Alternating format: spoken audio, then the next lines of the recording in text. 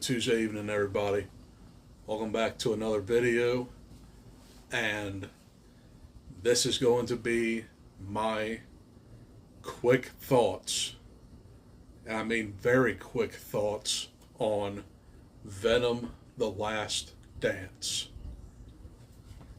And off the bat, never been a fan of these Sony Spider-Manless films, if you want to call it that. We have 5 of these now, and most of them vary in quality. Not very good quality, but this is the supposed conclusion to the Venom trilogy. So, this is a movie that is 1 part road trip, 1 part bromance, 1 part symbiote battle, and 1 part waiting for a looming threat. All of that in about 90 minutes or so. And I will get to that looming threat in a minute. So, this takes place right after the second one, Let There Be Carnage, and Eddie Brock is now a fugitive, and he's just on the run from the military. So he just wants to get to New York and I guess try and be free. I don't know, maybe run into Spider-Man. Well, this movie has none of that. It's pretty much the same for the previous 2 films. Now, I thought the first Venom was decent. The second one had a more memorable villain with Carnage. I couldn't even tell you who or what the villain was in this film. It was teased that it was Chiwetel Ejiofor, but it's kind of like a throwaway henchman, if you will. No. This movie is kind of like a slap to the face on giving you a looming threat. Because there is no looming threat. So, they tried to introduce Null, which I don't know much about, because I haven't read any of the Venom comics. But I guess he's just king of the symbiotes, I guess. So he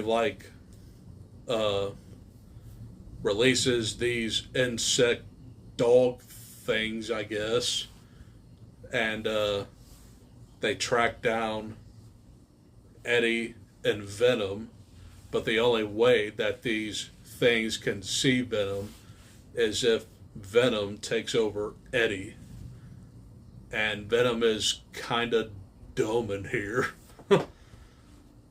So, I found this movie to be extremely disappointing and, might I say, forgettable. I saw this thing nearly a week ago, and I barely even remember the damn thing. So, essentially, you're getting a road trip with Venom in it for 90% of the runtime. It's kind of boring. So, Eddie and Venom come across like this hippie family that kind of got on my nerves, to tell you the truth. And they just wanted to see Area 51 to see if it is legitimate. That's pretty much their whole character arc. I had no idea what the character arc for Eddie Brock and Venom was. Don't even get me started with Venom dancing to Dancing Queen. What?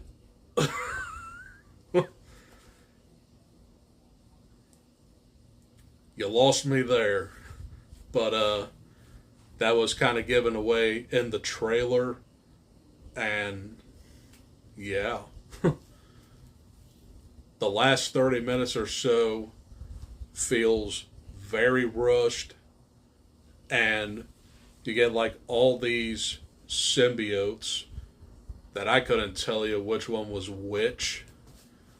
So Venom sacrifices himself, and Eddie somehow ended up in New York. Movie over. And then the post-credit scene. Oh my God. This is probably one of the worst post-credit scenes that I've seen since Morbius. Morbius introduced Vulture, and he just told Morbius, I'm putting a team together. You interested? It doesn't make any sense at all. But this post-credits scene features Noel still looking down like this and talking very deep like, and waiting for his threat to be released. And then he raises his face. What? Venom is over. Allegedly. So, I wasn't a fan of this movie. I found it to be extremely boring and dumb. But it's not as bad as Madam Web. I will give it that. Madam Web was just an embarrassment. At least this one was watchable. So my final grade for Venom: The Last Dance, I'm going to go with a D. Yeah. I have little to no expectations on Kraven the Hunter, but I'm hoping that they can actually pull it off. We'll see in December. But 5 movies in, and you can't bring Spider-Man in? What are you doing? But those are my thoughts on Venom: The Last Dance. My next video is going to be my review on The Lost Boys.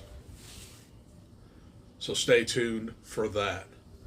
I'll see you in the next one. Adios. Peace.